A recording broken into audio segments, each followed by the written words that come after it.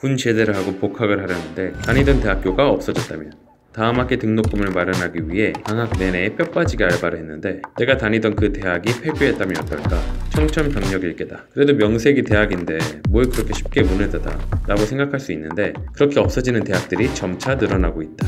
학교 이름을 밝힐 수는 없지만 다니는 대학이 부실대학으로 지정, 정부 재정 지원을 못 받게 되자 위기감을 느낀 아는 동생이 다니던 대학이 폐교되면 학생들은 어떻게 해야 하는지, 대체 왜 대학들이 문을 닫는 건지 알아봐달라고 의뢰해 취재해봤다.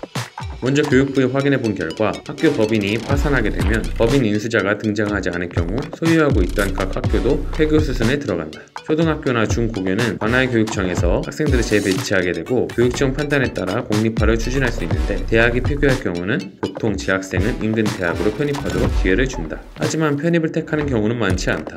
2012년 폐교한 명신대의 경우 재학생 537명 가운데 168명만 편입을 선택했다. 역시 2012년 폐교한 성화대 학생 가운데 710명이 인근 학교로 옮겼다. 나머지 폐교생들은 군대에 가거나 보조의 신분으로 취업 전선에 나섰다. 폐교생이라는 꼬리표가 붙어 편입을 해도 적응하기 쉽지 않다는 이유에서다. 부실대학 퇴출은 2009년 당시 교육과학기술부가 대학선진화위원회를 꾸리면서 시작됐다. 경영부실대학과 학자금 대출 제한 대학을 선정하면서 퇴출할 학교를 정했다. 현재까지 폐교된 일반대학, 전문대학은 총 16개교다. 2000년 광주예술대를 시작으로 2018년 서남대, 대구 외국어대, 한중대, 대구 미래대까지다. 폐교한 대학교 대부분 부실 비리 경영을 했다. 2018년 2월 폐교된 한중대는 당시 임금체불액만 430억 원에 달했다. 2016년 교육부 감사에서 지적됐던 사항으로 폐교 명령을 받은 단초가 됐다. 이홍하 일가의 사학비리로 문을 닫게 된 서남대는 체불임금이 330억 원이다. 지난 2017년 교육부 감사 결과 설립자 이홍하는 교비 333억 3천만 원을 횡령한 것으로 나타났다. 폐교 대학의 대학생들도 황당하고 막막하겠지만 사실 죄 없는 교직원들이 더 암담할 것 같다. 폐교대학 교직원들이 설립한 한국교수발전연구원에 따르면 지금까지 재직하던 대학이 문을 닫아 직장을 잃은 교수가 900여 명, 직원은 400에서 500여 명으로 추정된다. 교원들은 다른 직종으로 이직하기 어려워 생활고에 빠지기 쉽다. 망한 학교의 교수라는 낙인도 어려움 중에 하나다. 성화대 교수였던 이덕재 한국교수발전연구원 이사장의 말을 빌어보면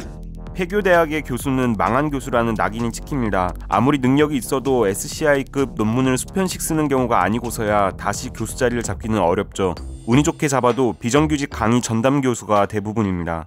교육부에 따르면 지난해 일반대학, 교육대학, 전문대학의 입학 정원은 48만 3,146명이지만 올해 입학할 학생 수는 47만 9,376명으로 추정된다. 사상 처음으로 입학생 수가 정원을 밑돌게 된다. 2024년에는 미충원 인원이 12만 3,748명으로 늘어날 전망이다. 수도권 선호 현상으로 지방대는 상황이 더 심각하다. 부실한 대학에 난립하게 된 건 1996년 도입된 대학 설립 준칙주의 때문이다. 당시 정부는 건물, 부지, 교원, 수익용 재산 등 4가지 기본 요건만 갖추면 대학 설립을 자동 인가해줬다. 때문에 한 해 20개 대학이 한꺼번에 생기기도 했다. 무슨 공장에서 물건 찍어내는 것도 아니고. 이 제도는 2013년 폐지됐는데 대학의 수는 1996년 264곳에서 현재 351곳으로 크게 늘었다. 때문에 현재 폐교 도미노 현상은 무책임이 낳은 예견된 비극이라는 지적도 많다. 지방사립대 한 교수는 앞선 정부들이 대학 문제를 시장 논리에 다시 맡겨버린 셈이라며 한마디로 돈 있으면 대학 세우라고 해놓고 이제는 돈 없으면 알아서 문 닫으라는 얘기라고 비판했다. 교육부는 올해 국비 1,080억 원을 투입해 지방자치단체와 대학을 연계한 지역혁신을 추진한다. 모 기업연구소 전문인력 등을 지방의 대학으로 파견 보내는 등의 방안이 예시로 제시됐다. 학령 인구는 계속 주는데 그 학생들조차 서울 수도권 대학으로 몰리니 지방 대학을 살리겠다는 취지다.